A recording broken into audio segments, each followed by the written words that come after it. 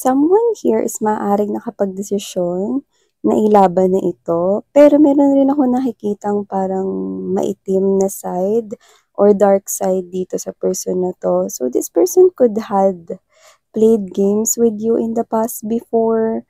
This person here is parang meron siya ritong bagay na I think hindi maganda or I'm getting that word, hindi katanggap-tanggap na ginawa before. Pero meron siya ditong nilalaban here. Oo, nilalaban niya despite of betrayal. So, I do see na yung dark side na minention ko kanina or maitim, no, na ulap is this 10 of swords, which is betrayal. So, maaring trinador ka niya or may ginawa siya ritong sabi ko nga sa inyo, hindi katanggap-tanggap. Pero may kung ano siyang nare-realize ngayon in silence with the High Priestess energy. So sa ngayon, no, nakita ko siya dito na parang mas marami yung time na kinakausap niya yung sarili niya. At mukhang nagpaplano siya rito, no, ng tahimik or parang seryoso siya sa kanyang mga pinaplano at binabalak. Pero gayon pa man, nakakaramdam pa rin ako ng kaba at takot sa energy niya.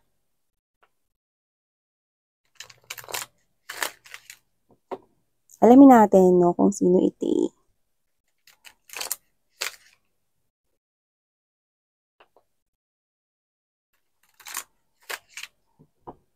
Okay.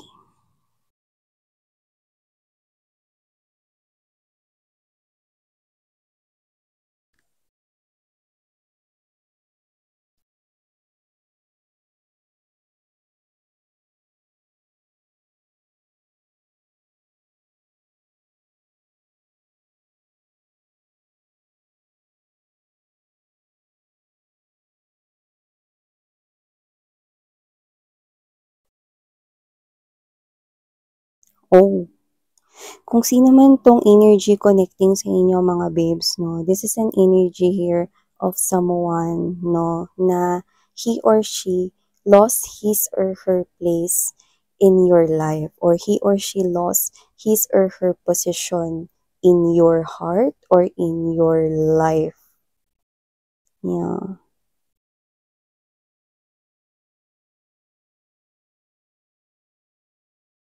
Oh.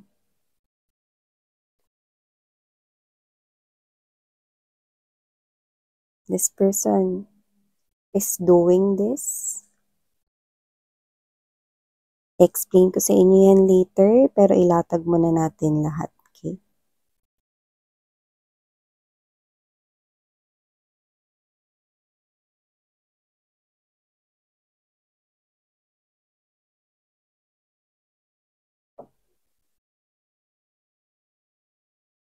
Okay, hi and hello there, collective. So yun nga mga babes, no, bago ko simulan, no, ang reading na ito for you guys, no, meron pa tayong new channel, ang Dalnim.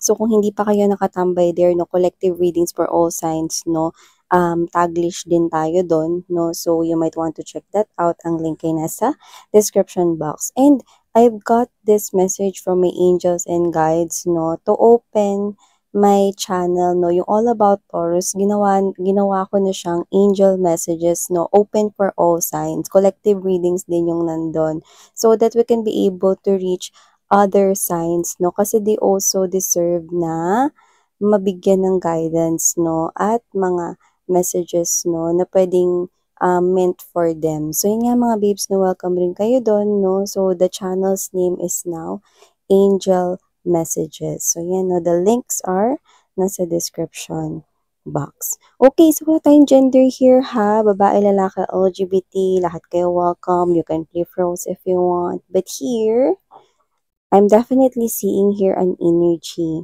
with the Four of Cups energy, and there's this Five of Cups right here. Look at that. This is tuloy-tuloy. This is consistent here. So, kung sino man to na kumukonek sa inyo, okay? Yan, no?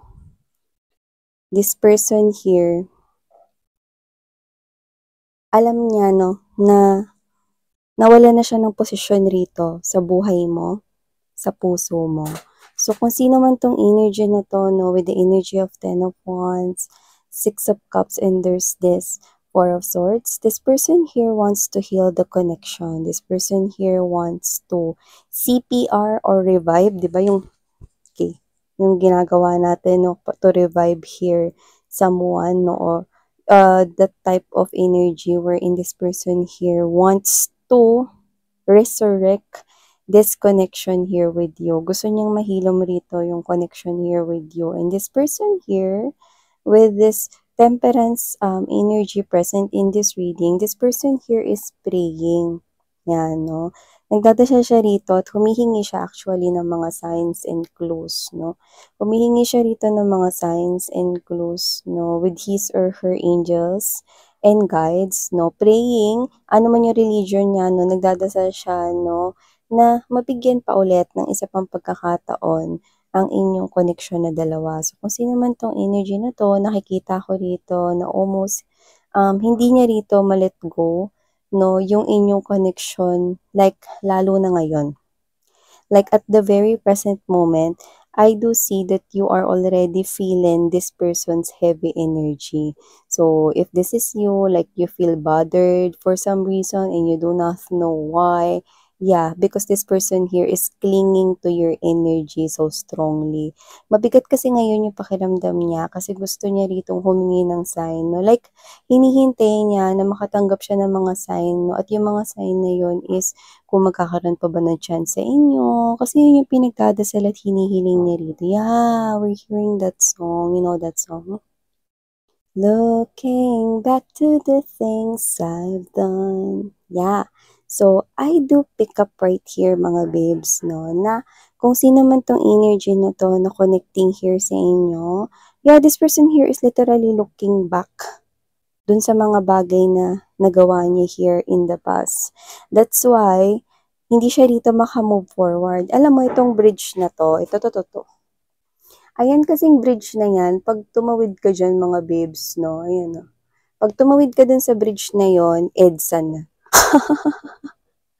Hindi, pag tumawid ka dyan sa bridge na yan, move forward ka na kasi may castle doon. So, ibig sabihin, no, etong klase ng energy na kumukonek sa inyo, no, hindi siya dyan alpas-alpas, no. So, nakikita ko dito na hindi niya magawang makatawid dyan kasi kung ano man yan, hindi niya kaya rito na iwanan yung pass. So, matindi pa rin yung kapit niya sa energy, no, ng kanyang nakaraan, sa inyong nakaraan na dalawa.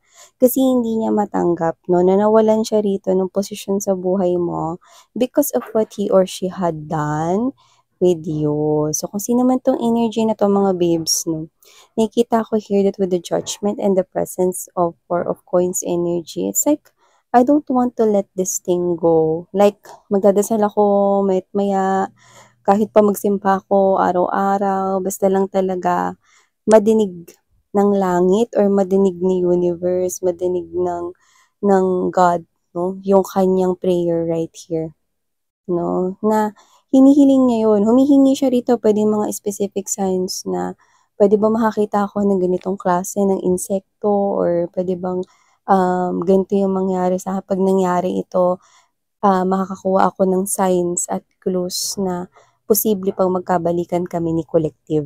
Yan. So, kung sino man siya dito, ganyan yung mga hinihiling niya.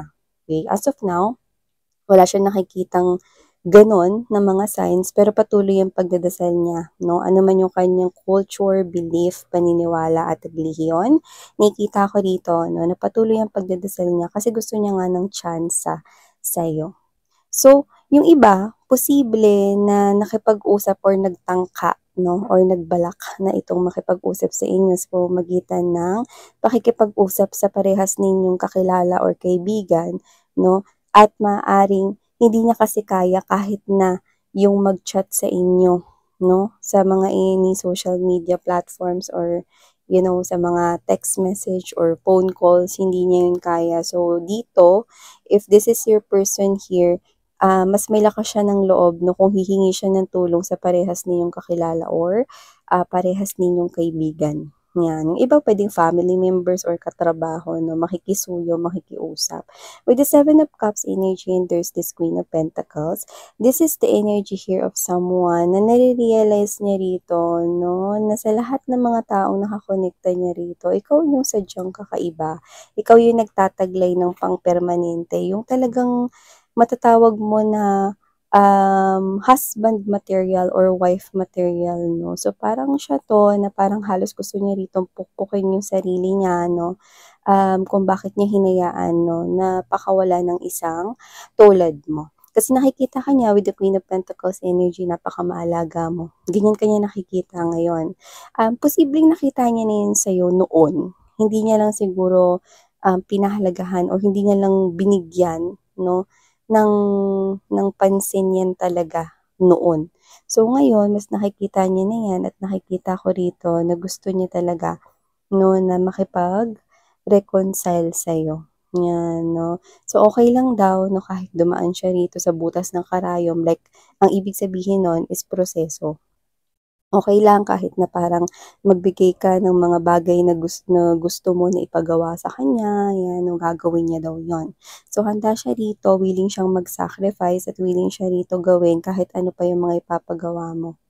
Okay? So, parang okay lang kahit mahirapan siya, no, basta mapatunayan niya sa'yo na talagang gusto niya ng isa pang tsansa, no, sa inyong connection. So, with the King of Wands energy, the Devil, and the Strength card right here, okay, this person here is ang hirap. Nahihirapan siya rito. Kasi, alam mo yun, hindi niya kayang bitiwan ito, no? Nang basta-basta na lang. Okay?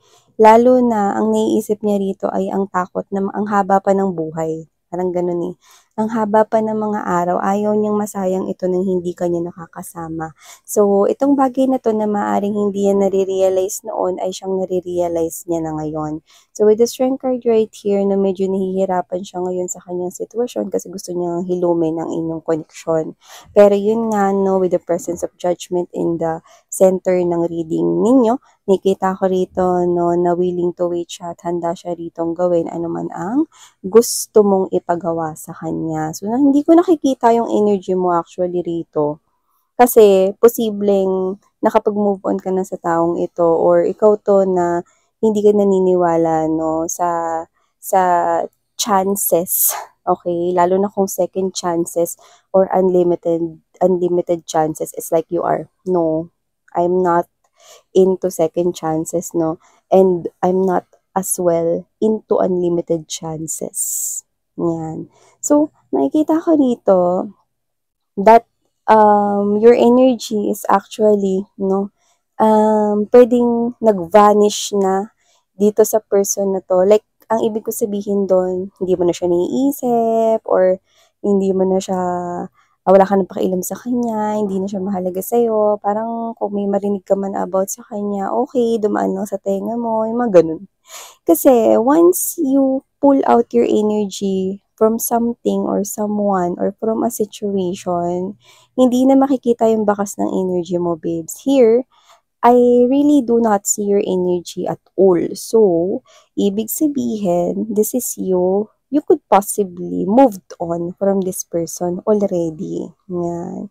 Okay? So, kung naka-move on ka na sa kanya or kung tanggap mo na, no, na you're really not meant for each other, no? Kasi, I do see that you're really okay or you're really alright or fine right now without this person in your life. Ang nakikita ko rito is pwedeng nararamdaman mo yung mabigat na energy galing sa kanya kasi gusto niya rito na makipagbalikan sa'yo. So, this person here can't help his or herself, no, na wag kang patuloy na mahalin, lalo na ngayon na nare-realize niya, no, na ikaw talaga yung gusto niya rito, no? At this person here is actually having a lot of sanga-sanga na negative na mga bagay-bagay ngayon. Pero kahit na ganun pa man, patuloy ko pa rin siya nakikitang nagdadasal. Like he or she really means it na kapag ka binigyan mo siya rito ng chance, kung dininig ng langit ang kanya ritong panalangin, like everyday magsisimba daw siya, everyday, no? Parang ipaparamdam niya sa'yo, no, na mahal ka niya rito. Kung mapagbibigyan ng chance, no? Pero sa ngayon, yung mga sign na hinihiling niya sa taas or sa mga angels and guides, no, wala siyang kahit na anong nare-receive, no? So, this person here, no, is nawawalan siya ng pag-asa or ng hope dito, no? Pero gayon pa man, nakikita ko pa rin siyang nagpapatuloy. Kasi, hindi niya nakikita yung sarili niya sa ibang tao. Kaya kahit na ganito yung sitwasyon niya ngayon 'no, na wala siyang nakukuhang kahit na anong sign sa mga hinihingi niya, patuloy pa rin niya 'tong inaasahan at inaabangan, yan. So yeah, this is the energy here of someone who is connecting to you energetically and spiritually. And if, happens na magkaroon ng communication sa inyong dalawa, no, I think you really know who this person is. And I think you know how to deal and ano yung mga gusto mong sabihin sa kanya, like you already know what to say. Okay?